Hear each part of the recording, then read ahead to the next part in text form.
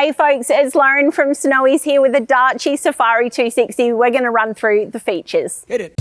It's super quick and easy to set up, even with one person. It's got loads of features, including ventilation panels and an optional extension awning. Hold up, to make sure you don't miss any of our awesome content, don't forget to like and subscribe. Let's get back to it. So firstly, it comes in this really heavy duty storage bag, which has, as you can see on the inside, it's got a waterproof coating on the inside of the material, but it is not seam sealed. So one of the most common questions we get is the bag waterproof? Because being 24 kilos and packing up about 90 centimeters square by about 15 centimeters deep, not everyone can fit this inside their vehicle. So if it's going on your roof racks, in light rain and things like that, you should be fine because of that waterproof coating. But if you've got anything heavier, you've got driving rain and the rain is going to be pushing its way through, you will find some ingress occurring on those seams. So potentially just consider wrapping it up in a tarp. So we've got some heavy duty webbing carry straps on the bag as well. And we've also got these webbing tensioning straps that go across the top. Now the bag has loads and loads of room in it. So if you want to get the optional awning extension walls or potentially a ground sheet or anything else, you will be able to fit it in this bag and you'll be able to tension any of the excess out with those straps as well. So moving around to the side here, we've got a double guy rope point on each of the four corners. Now, the reason why we've got those is obviously the walls are on a bit of a slope. So if you are experiencing rain or wind or anything like that, those walls do have the potential to sort of sag in. But these two guy rope points are going to keep the tension and the slope on those walls beautifully, which is going to really help with rainy weather and stuff like that, shedding that water load. Now the guy ropes also both join down into a singular peg point here, which is great because whilst you do have a fair amount of guy ropes on this tent, you're not going to have heaps of peg points for it. Now we've got this extra guy rope here, which I'll talk about in a minute on the awning, but on both sides of the tent, we've got mirrored here on either side. We've got our ventilation panel down the base here. This has got some ripstop nylon here, which is all waterproofed as well through this canvas. And we've got our mesh panel on the inside. Now this is a fixed stitched mesh panel, sorry, it's not a zip open. And so this is for ventilation to get that really excellent airflow through your tent. You do have the option, obviously, of zipping that up and keeping that all sealed up.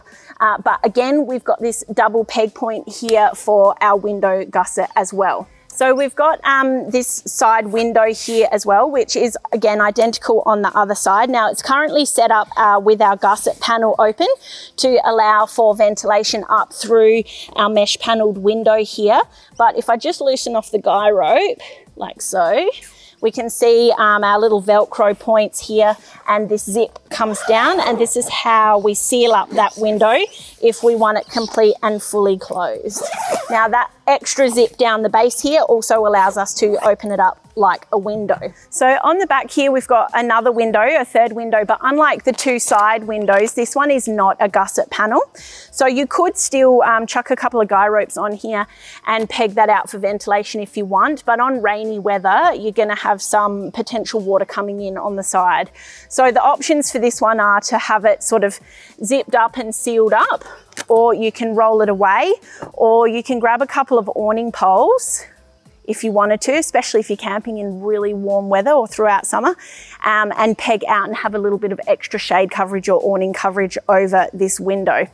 So the side windows, even though they've got that gusset panel, they do also have those eyelets available. So if you were to grab, potentially even 6 more awning poles, you can have all of your window panels set up like additional shade awnings over your mesh windows. So coming around to the front of the tent here, we have this optional awning. Now, when I say optional, it is included. It's just up to you whether or not you're gonna set your tent up with it. So it does zip onto the main tent up underneath here at the edge of the square roof frame that we've got. So if you do want to install it, check out our setup and pack away video for a bit more information on how to do that. Now, the actual dimensions of the awning, or the sort of space that you're going to get, is on the end here. you're looking at just under 2.5 meters wide. And from the tent, sort of from the base of the door here all the way out, it's around about 2 meters long. And then moving into on the tent side here, it's roughly around about 1.8 meters of coverage. Now, there are two zips that run down either side of your awning extension like so. And this is for awning walls. So if you want more information on those, check out our awning walls video. And then we've also got these little extra panels on the side, which with your guy rope here, which can be tensioned back onto an extra peg point. They're just giving us some coverage, so if you are experiencing any rain, it's protecting sort of this little doorway space here like so. So if you're wanting to use a ground sheet with your tent, the actual footprint itself is going to be around about 260 or 2.6 meters square. But again, if you're wanting to have your ground sheet extend out into your awning space, you're going to be, as I mentioned before, there's an additional sort of 2 meters of length here.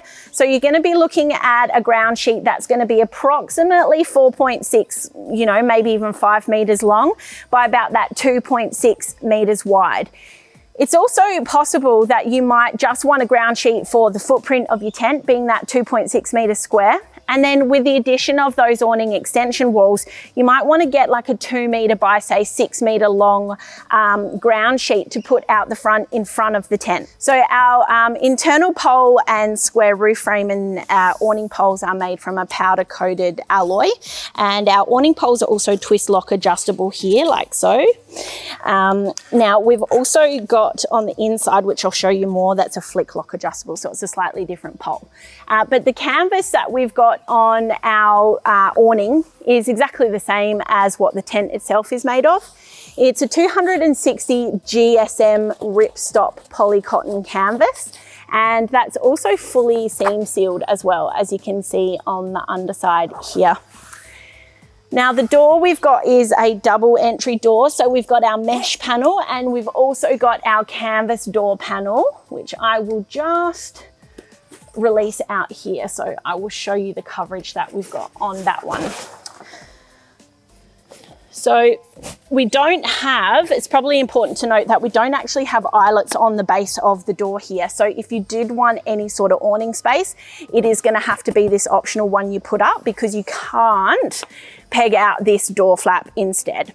So that one coming down fully zipped, we've got a nice sealed entryway or doorway into our canvas tent. So I will roll this one back up again. Now we've got these little nylon toggles as well on these canvas straps. They're on our door and all of our window stow points as well. So zipping up the mesh door. Now I might actually just take this opportunity to show you the mesh a little bit closer. It's not a no-seam particular mesh, but it is quite small. I'm not sure if it'll be small enough to stop midges specifically, but it's definitely going to be stopping the majority of the critters that you will have to deal with when you are camping. And it's nice and firm and solid. It's not like a fine or a loose mesh. It's quite a heavy duty mesh as well. So the flooring that we've got on the Safari is a 320 GSM PVC coated bucket floor. So essentially your bucket floor means that the floor of the tent is coming up the sides of the tent itself a fair way, which is really going to help with waterproofing and water ingress there.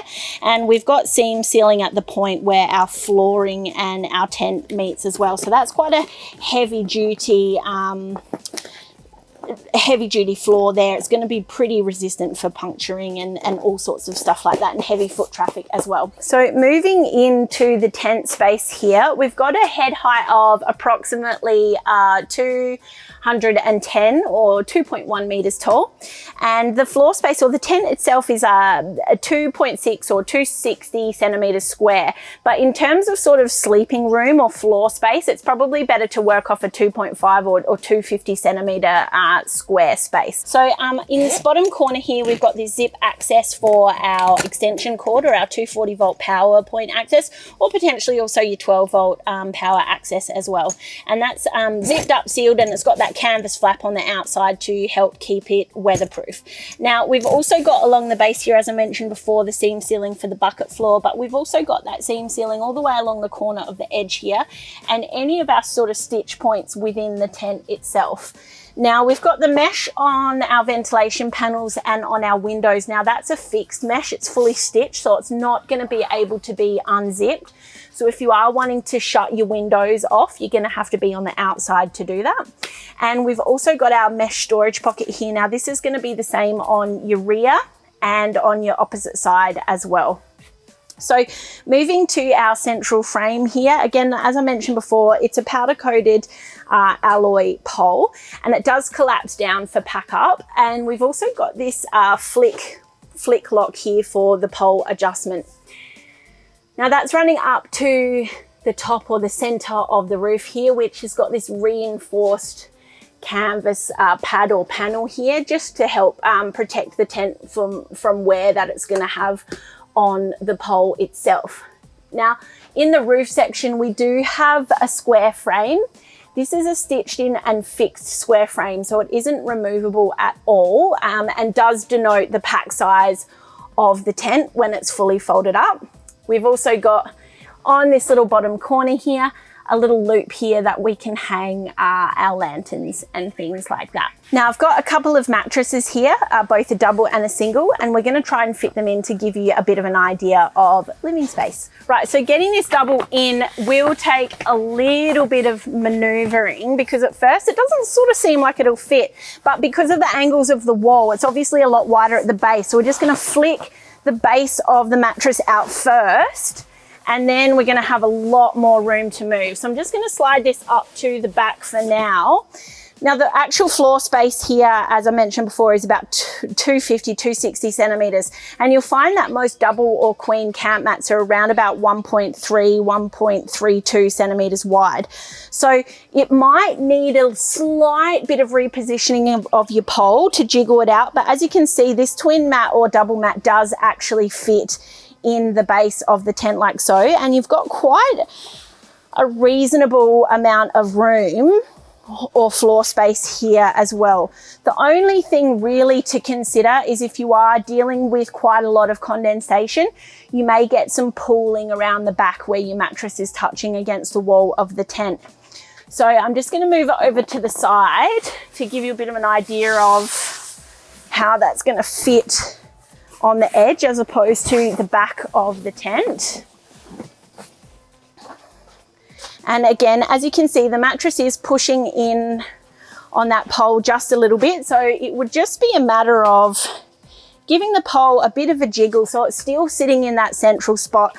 It's still keeping tension and holding up your tent nicely, but it just allows the mattress to just fit in a little bit better. Now I've got a single one here as well. So we'll just slide this one in, and that's going to give you a really good indication of the amount of sleep space that you've got in here. So you could potentially, if you really wanted to, you could potentially fit 2 doubles in here on either side of the pole, or you've also got the option of a couple of singles. Now, whilst the safari tent does come with this singular pole, there is an optional A-frame accessory, which is going to remove this pole and support the outside edges of the tent.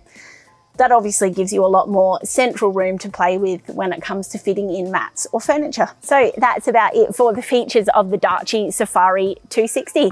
You can check it out at snowies.com.au at our low prices every day.